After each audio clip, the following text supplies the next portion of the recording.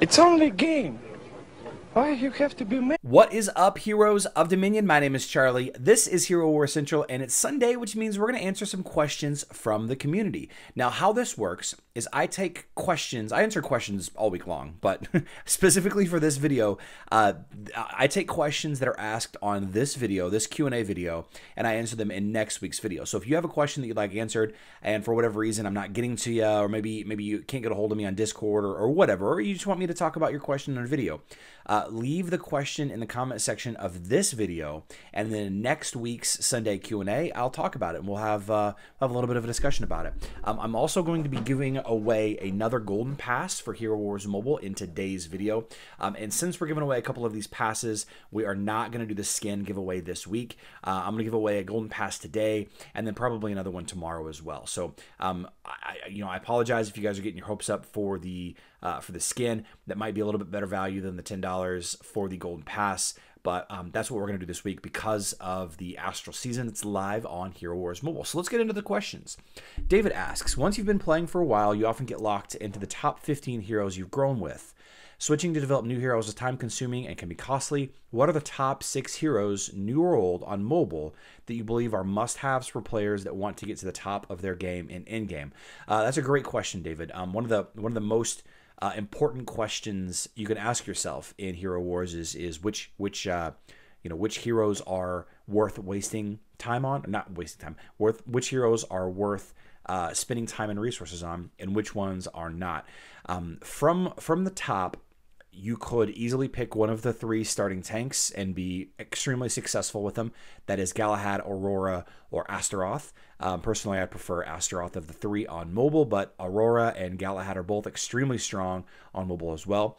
From there, you take a look at your supports. I love Jorgen. I love Nebula. I love Celeste, who's kind of a healer hybrid a healer / mage damage dealer, but she's an incredible hero and will definitely fit in your team. You can also take a look at a hero like Sebastian or maybe even Anvari. Both of those will definitely find a spot in your top 10, top 15 heroes. And then finally, for your healers, you can't go wrong with Martha, and there's a really high chance that you're going to use Dorian as well. So there's 6 or 7 heroes that I would suggest you use, that you are guaranteed to use anyway, at least some or all of those in your ultimate top 15 team for Grand Arena and cross-server tournaments. Yeah, I hope that answers your question. Another good question from David here. Is it true that if you have a lot of a hero soulstones, or if you have a lot of an equipment component, that you will be more likely to have that hero drawn from a chest or that equipment offered by the merchants?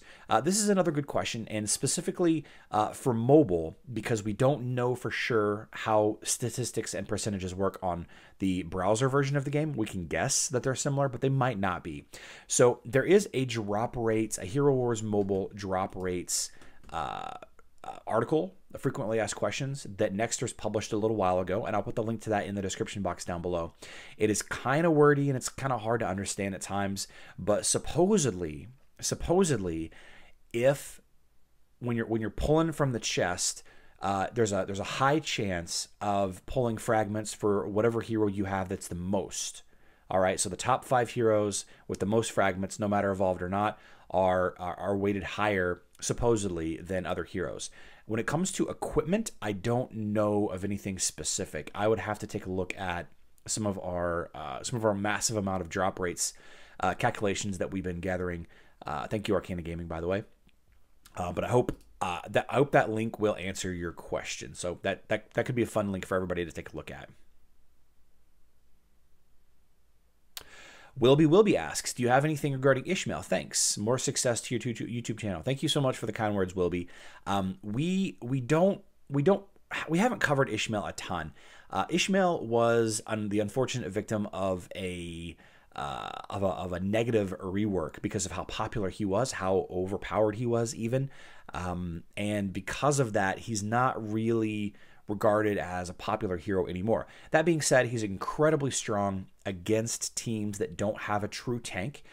Maybe you're going up against a Twins team that's using a Krista as a tank.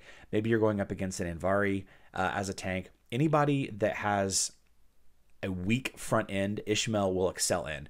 Unfortunately, just about everything else Ishmael is kind of weak to. He has He has a strength of doing a massive amount of damage to the front end of a team, which also happens to be the most heavily armored and heavily defended part of the enemy team. That's the enemy tank. So he's not as clutch as he used to be, but he still has a place, and you could absolutely build a team around him. Just search on Ishmael for on my YouTube channel, and you should see a video or two about him. Orcapod L says, new player question about the Highwayman. And for those browser players on here, Highwayman is the friendship system on mobile. They changed the friendship system to the Highwayman system on mobile a little while ago. Orca says, I see that there are 3 different colored chests you can win if you beat the corresponding Highwayman, green, blue, and purple. Do these colors indicate the quality of the loot within? If I need green equipment recipe, should I focus on the green chests and hope for good luck? Is this the correct way to use the Highwayman? Sorry, I know I'm very wordy. Great question, Orca. Fantastic question. I would say, first of all, to answer your question, yes, those correspond to the equipment quality of the items within the chest, green, blue, or purple. That being said, as you're promoting your heroes, the amount, the sheer volume of items that you need per color level increases exponentially. It is my opinion that you should always go for the highest tier chest, because you will naturally on your own earn enough green and blue fragments to level yourself out of the green and blue equipment ranges. Does that make sense? Once you start getting heroes that need purple items, they need 20, 40, 60, 100 purple items in order to to create that recipe. So I would always go for the highest chest possible, and you're going to get other loot aside from the items as well. So it's good. That's good. Mr. Mousebottom says, I've heard from a few Hall of Fame players saying Kark isn't as good at in-game. What do you think about this? It doesn't seem like he would be bad, but they really seem to think so. I'm still building mine, though.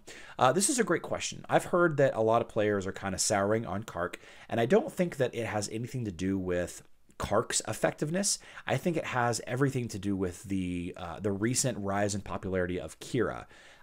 Kira teams and critical hit teams as a whole are natural counters to Kark teams. So if you all of a sudden have a lot of teams around Daredevil, since she recently got the rework, Kira and the Kira blender with Kira, Sebastian, and Jet, or the combinations thereof, the popularity of those teams is gonna push out the team that it counters, and the counter to the crit teams, the counter to the Kira teams. Those are going to be the teams that rise in popularity. I don't think that he is bad. I don't think that there are any bad heroes. Well, there are a couple of bad heroes. But I can say this, having not been a Hall of Fame player, I can't say for certain. However, that's my guess, that it's more about popularity than it is about actual loss and effectiveness. Aside from the twins, none of the other heroes in the game really have gotten a ton of, bonuses or buffs to them. In fact, a lot of the most recent reworked heroes, they don't really counter Kark to begin with, so I'm not sure where that's coming from. But a lot of people say that Astaroth is one of the weaker tanks at end game. So it's definitely possible that there's a dynamic shift the higher you get. Unfortunately, most players will never reach that point because of the nature of this game and its pay to win status. Saketh asks, how do you get a totem fragment during Winterfest? This is a great question. A lot of people ask me this question because it's also a way to get cleaver. So during Winterfest on Facebook and web, not on mobile, this is not a mobile function, this is a Facebook and web perk, there's a Mrs. Claus event that I think lasts like 6 or 7 days during Winterfest, and it's separate from Winterfest. And what it is she shows you 8 items. And hopefully I can find a section of the video where I went over this, and I can put it on here. She shows you 8 items. You get to choose 3 of those items, and then you're randomly assigned one of those 3 items. So you're effectively choosing what you want for Christmas. And what you need to do is you need to make a totem fragment and cleaver and whatever else be your top 3 choices, and then you have a 33% chance of getting a totem fragment when it comes to fruition. So that's actually how I got my second totem fragment on my main Facebook account. I asked Mrs. Claus for it, and she provided. CT asks, or states, we need more webcam. CT, we'll do webcam stuff, every Monday through Friday on my live stream. Please join me there. On Sundays, sometimes I just don't really feel like, putting myself together. Just recording the videos enough, or I'm sorry, recording the audio is enough. So I'm sorry you're not getting the webcam on the Q&A. Master Rider Weaver says, you didn't answer my question in your live stream, though I think that was because I didn't put it right. Well, you know, sometimes I can't get to everybody. Do you think Jorgen is more effective with or without his leper skill? Are there any other heroes with skills that are questionable in use? So Master Rider Weaver is referring to this idea that some skills in this game are actually best to not level. And in fact, some heroes are best to not level up fully because of their quote-unquote sweet spot nature. Now, specifically what Master Rider Weaver is asking about is Jorgen's blue skill. And the leper skill states that it curses everyone on the enemy team, making the furthest enemy the target of the curse. Physical damage taken by heroes on the enemy team will be redirected to the target of the curse for 10 seconds. So first, let me explain why this is an idea worth considering, and then I'll give you my opinion on it. So first of all, people consider not leveling up the leper ability if you have a physical team because they don't want to push all that damage to the back hero.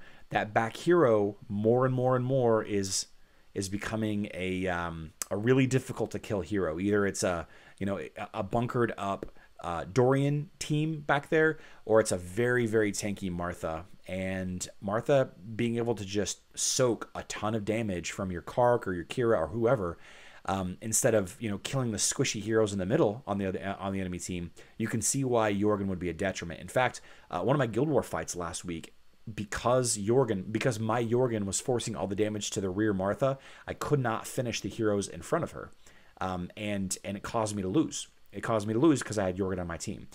And you're supposed to level up the leper skill if you're using Jorgen exclusively in a mage team. Obviously, because the leper skill redirects all physical damage, not magical damage, so it doesn't matter. I'm of the opinion that you level this up. I can see the value in not using it against Martha, but still, there are so many great combinations to use with it. I guess it really depends on your team, but I don't like the idea of not leveling up a skill just for the sake of this. I also highly recommend Nexters consider giving us an option to roll back certain heroes, maybe have the option to get all of their level resources back down, maybe giving back our glyphs, maybe giving back our artifacts, especially if we waste resources on a hero that we end up not wanting to use in the long run. Maybe you really hate Artemis, maybe you really hate Astaroth when it's all said and done, and I would love to have the resources back that you put into those. And then this issue of should I level up my hero fully, it wouldn't become a question of such debate, because we could just roll back and test, and it would be an easy thing to test. Sakath asks another great question that I want to answer this. Does it make sense to play higher level pet adventures and buy lower level stones with chaos particles from them, or go play lower level pet adventures again? Can't seem to figure out which is more efficient. So Sakath is referring to the adventure system on mobile. I'm sorry, on Facebook and browser, Facebook and web. And the short answer is you always want to do the highest level adventure you can complete. The reason why: you're going to get way more resources, chaos particles, pet XP potions, pet summoning stones. Of course, you're going to get high level gems that you could convert to other materials if you need to. You're going to get way more resources and rewards from doing the higher level one and then buying that gem. And the other part two of this argument is that you only get so many portal charges. You only get one per day. So what if you're trying to level up a low level, maybe you're trying to level up this new Axel pet, and you go into the rank 1, the rank 2 adventure to try to get a gem to rank him up, instead of just buying the gem outright. Well, you're not guaranteed getting that gem, that stone, that Dawn stone or whatever it is. You're not guaranteed to get that. So now you're wasting a portal stone. Now you have to waste another portal stone to try it again to get that lower level one again. It's always better to do the higher level adventures. Always better. It's always better. And finally, let's answer a question about Aurora. Lim Bukago asks, when does Aurora become effective on mobile, and what should you upgrade to get her to become effective? Well, Lim, the main thing that you want to upgrade for her to become effective is her dodge across the board. Level up her dodge artifact, level up her dodge glyph, get that dodge skin, get that leveled up. And I found that her effectiveness starts to really take off around 45,000, around 50,000 power level. If you're focusing on her dodge and her health, and her strength to keep her alive, and you have a good support system behind her, Aurora starts to become a monster around 50,000 health. My Aurora isn't much higher than that, and she's tough. Of course, she has Kane to back her up on Facebook, but yeah, I'd say around 45 to 50,000 power. All right, now that we've answered 5 or 6 questions from the Q&A video, I do want to reiterate that if you'd like to have me answer your question here on this video, go ahead and leave it in the comment section of this video, and maybe we'll answer the question for you next week. I get a lot of questions every week. Maybe I should spend some more time getting through these. I don't know. But let's go ahead and give away a golden pass. So I'm going to switch over to purely music just to jam out a little bit and do the giveaway. So I'm still having trouble getting in contact with yesterday's winner. I do plan on giving away today and then another one tomorrow. So stay tuned. Keep commenting on the golden pass sweepstakes video. I have the link to that in the description, and it will be linked at the end of this video as well. I love you all. Good luck in Dominion.